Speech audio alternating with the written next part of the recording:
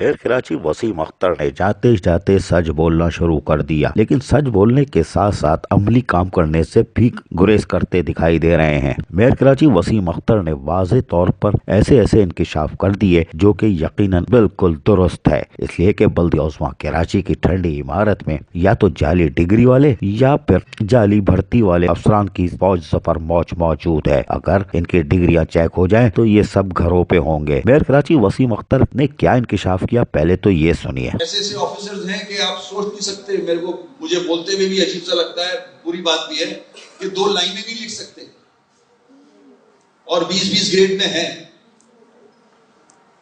वो गलतियां हमारी हैं, हमने प्रमोशन करवाई है सारों की आउट ऑफ टर्न, खुश करने के लिए अपनी लीडरशिप को या अपनी जो नेपोटिज्म जिसे कहते हैं, अगरबा परवरी।